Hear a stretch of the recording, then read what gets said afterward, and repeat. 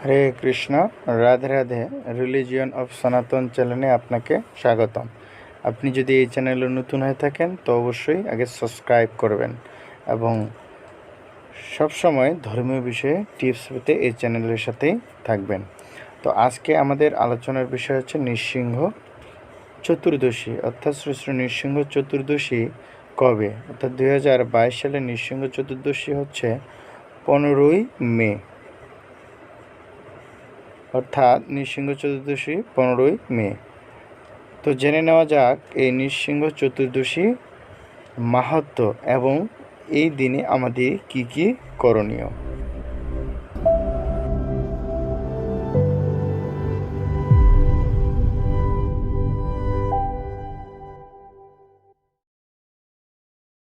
ব্রত মাহাত্ম্য: 1000টা ব্রত পালন করলে যে পুণ্য হয়, একটা নৃসিংহ চতুর্দশীকেও ভক্তি সহকারে পালন করলে তার সেই পুণ্য হয়। হিরণ্যকশিপু কঠোর তপস্যা করেন এবং ব্রহ্মা সন্তুষ্ট হয়ে তাকে দর্শন দেয় ও তখন সে ব্রহ্মার কাছে বর চাইলেন, অমরত্ব বর। কিন্তু ব্রহ্মা বললেন, হে হিরণ্যকশিপু, তুমি যে বর চেয়েছ সেটা আমি দিতে পারবো না, কারণ আমি নিজেই অমর না। তাই তুমি এমন বর চাও যা আমি দিতে পারবো। তখন হিরণ্যকশিপু চিন্তা করলো, আমি কি এমন বর চাইব যাতে আমাকে কেউ হত্যা করতে পারবে না। তখন হিরণ্যকশিপু বর চাইতে লাগলেন যে, হে শ্রেষ্ঠ বরদাতা, আপনি যদি আমায় অভীষ্ট বরই দান করতে চান তবে এই বর দান দেন যে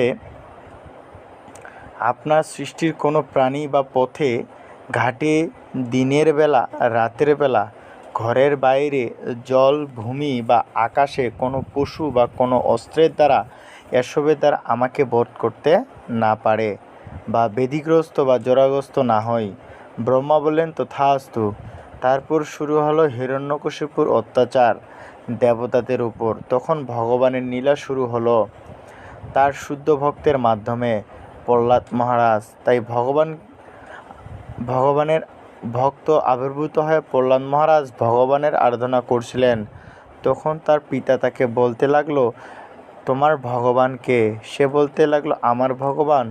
তখন হিরণ্যকশিপু ক্ষিপ্ত হয়ে বলতে লাগলো যে, আমি তোমার জন্মদাতা পিতা, তাই আমি তোমার ভগবান। কিন্তু প্রহ্লাদ মহারাজ বললেন, না, তুমি আমার ভগবান না, আমার ভগবান বিষ্ণু। তিনি জগতের পালক শ্রীহরি, তিনি জগতের পিতা ও বিধাতা। তুমি তো কেবল আমার এই জড়জগতের পিতা, কিন্তু ভগবান আমার নিত্য পিতা।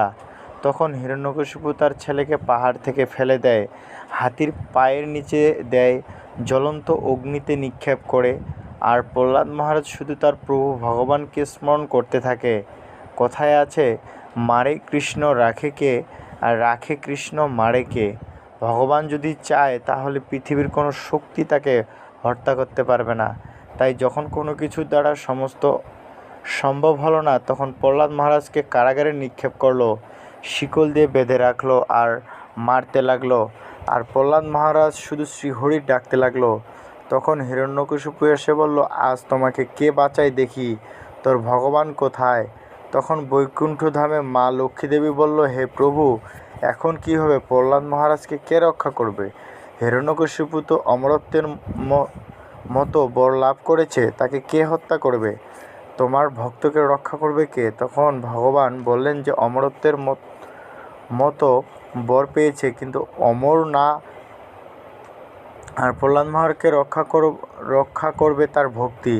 তার ভক্তি তাকে হিরণ্যকশিপুর হাত থেকে রক্ষা করবে। তখন হিরণ্যকশিপুকে বলল, তোমার ভগবান কি এখানে আছে? প্রহ্লাদ বলল যে, হ্যাঁ, আমার প্রভু সর্বত্রই বিরাজমান, এখানেও আছে। এই বললে হিরণ্যকশিপু যে ঘরের চৌকাঠের স্তম্ভ আঘাত করতে লাগলো, তখন হঠাৎ সে স্তম্ভ থেকে বের হয়ে আসে ভক্তের ভগবান নৃসিংহদেব। হিরণ্যকশিপুর বর অনুসারে তাকে বধ করতে লাগলো। সেও ঘরে না, বাইরেও না, ঘরের চৌকাঠেও না, কোনো নরও না, পশুও না, কোনো অস্ত্রের দ্বারা না,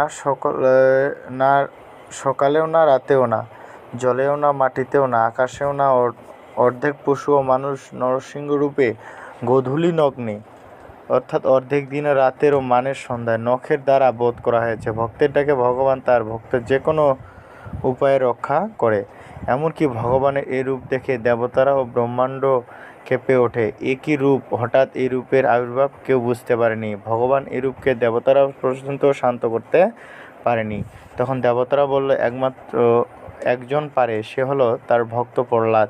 তখন প্রহ্লাদ প্রভুর কাছে স্তব্ধ প্রার্থনা করতে লাগলো। তখন ভগবান ভক্তের প্রার্থনায় শান্ত হয় ও তাকে কোলে তুলে নেয় এবং ভগবান বলে, হে ভক্ত প্রহ্লাদ, আমি তোমাকে দর্শন দিয়েছি, এখন তুমি কি বর চাও প্রার্থনা করো আমার কাছে, আমি তোমাকে বর দেব।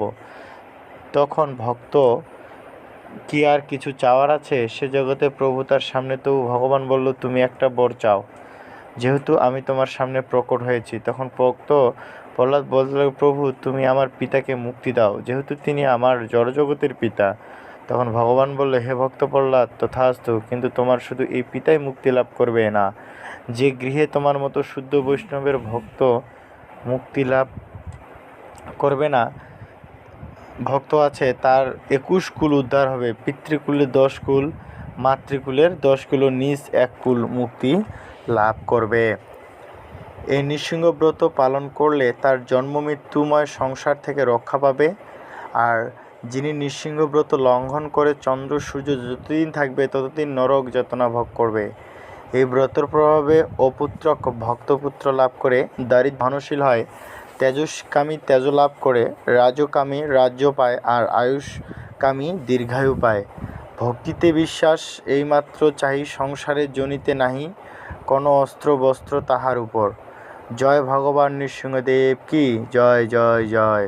ভক্ত প্রহ্লাদ মহারাজ কি জয়, জয় জয়।